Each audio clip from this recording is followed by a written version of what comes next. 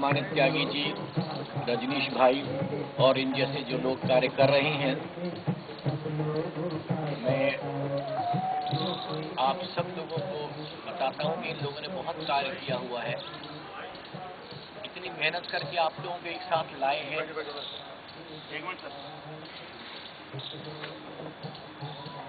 इतनी मेहनत से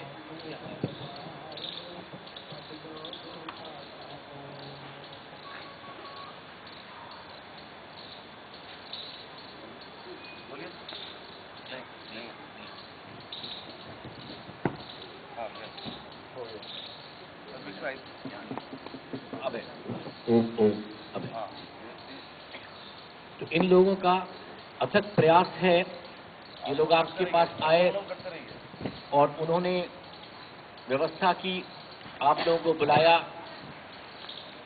कभी ये सोचने का प्रयास करें कि इसमें इनका क्या है।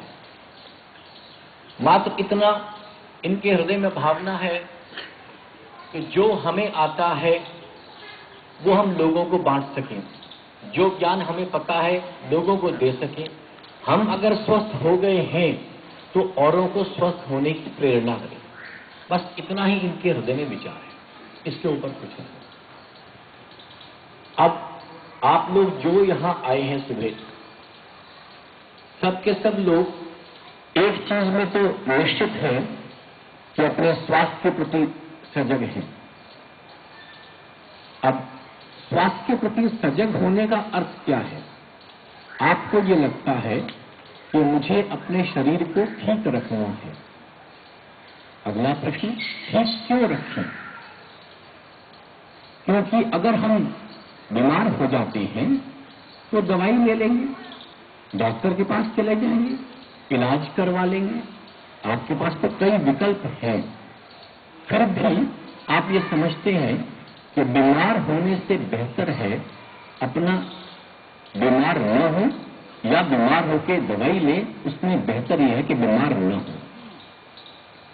मैं अपनी गाड़ी चलाता हूं और मैं एक्सीडेंट मारने के बाद बहुत अच्छे गैराज से गाड़ी रिपेयर कराता हूं तो मुझे लोग मूर्ख कहेंगे, क्योंकि कहेंगे अगर तुम एक्सीडेंट के बिना चल सकते थे तो तुम क्यों नहीं चले।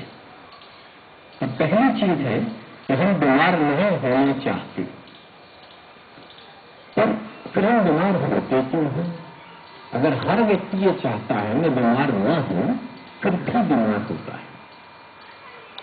तो उसी के लिए आप यहां बैठे हैं अपने आप को ठीक करने के लिए। तो बीमार हम होते नहीं हैं, ये कोई प्रकृति का अभिशाप नहीं है हमारे देश में। हमें जानबूझकर बीमार किया जाता है। शायद आप सोचें कि ऐसा क्यों, परंतु यही सत्य है। हमें जानबूझकर बीमार किया जाता है। और वो कैसे किया जाता है, जरा एक उदाहरण से समझिए।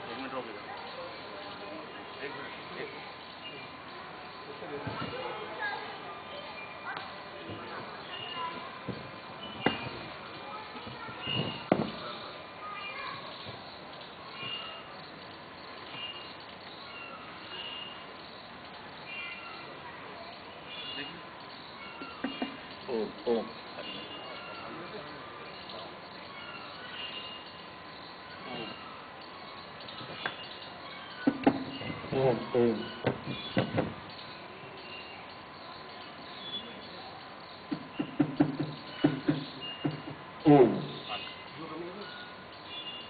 तो मैं आपको बता रहा था कि हमें बीमार कैसे किया जाता है।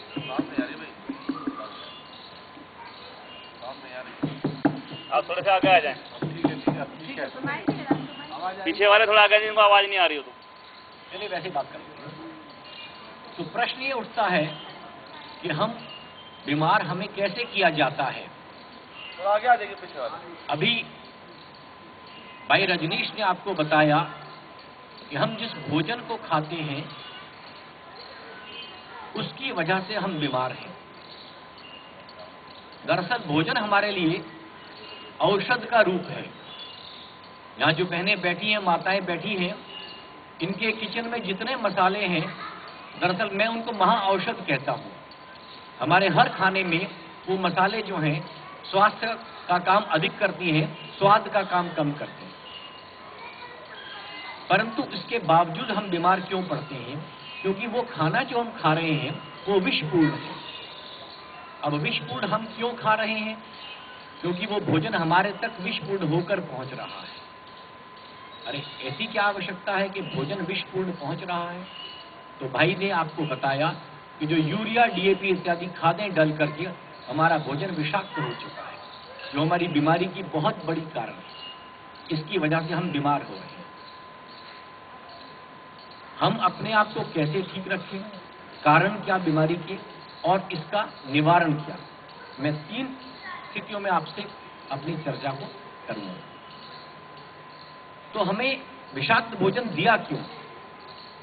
कारण किसान को यह समझाया गया, आपको पता है पुराने समय में जो किसान खेती करता था वो गोबर की खाद का प्रयोग करता था, गौमूत्र से कीटनाशक बनाता था और उसकी खेती सुचारू रूप से चलती थी।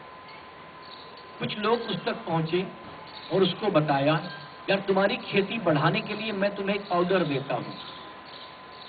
उस किसान के मन में आया, इस पाउडर का इस्तेमाल करके मैं देखता हूं।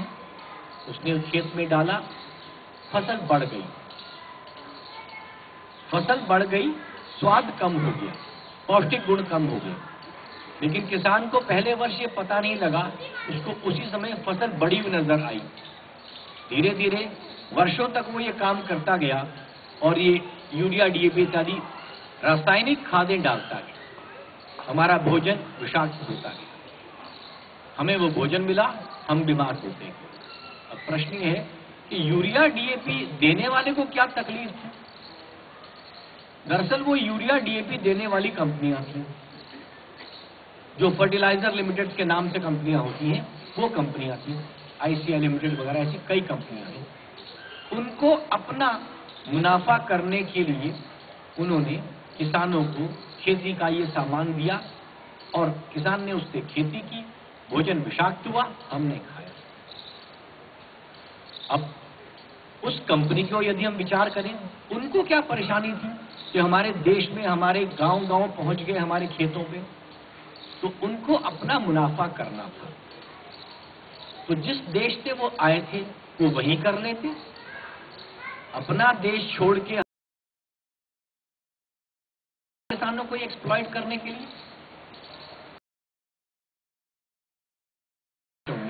खाद्य नियम ऐसे हैं कि ऐसा विषाक्त भोजन वहां पर इस्तेमाल नहीं हो सकता, इसलिए उनकी दवाई वहां नहीं चल सकती, इसलिए उनको मजबूरन अपने घर से बाहर जाना पड़ा। यदि मुझे आज नोएडा में रोजगार न मिले तो मैं वाकई नोएडा से बाहर जाकर रोजगार तलाशूंगा, सीधी बात। उनको भी जब वहां रोजगार पर खतरा लगा, वो लोग बाहर आए, उन्होंने हमारे किसानों को समझाया। हमारा किसान जो वैसे बहुत इंटेलिजेंट है, बहुत बुद्धि वाला है, परंतु उसकी बुद्धि एक प्रकार की थी, उसको परंपरागत खेती मिलती थी।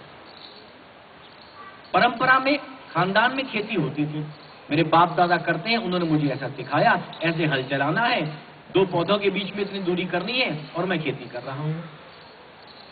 तो ये उसको ज्ञान मिल रहा था परंपरागत। जब परंपरागत ज्ञान इतना मिल रहा था, इस ज्ञान को वो तोड़ने को तैयार आसानी से नहीं हुआ। तब इनको फिर परेशानी है, इसको कैसे किया जाए? तो उन्होंने कहा नहीं, अब इनको ऐसा किया जाए, इनको पढ़ाया ऐसा जाए, शिक्षाविदों को साथ मिलाया और हमारी शिक्षा ऐसी कर। वरना जरा अपने दिल पर हाथ रख के सोचिए, हम कहते हैं 70% आबादी गांवों में बसती है, बहुत खूब। आंकड़े बताते हैं 45% लोगों का सीधा रोजगार खेती से है, बहुत अच्छा। पर हमारे देश में कृषि के विश्वविद्यालय कितने हैं?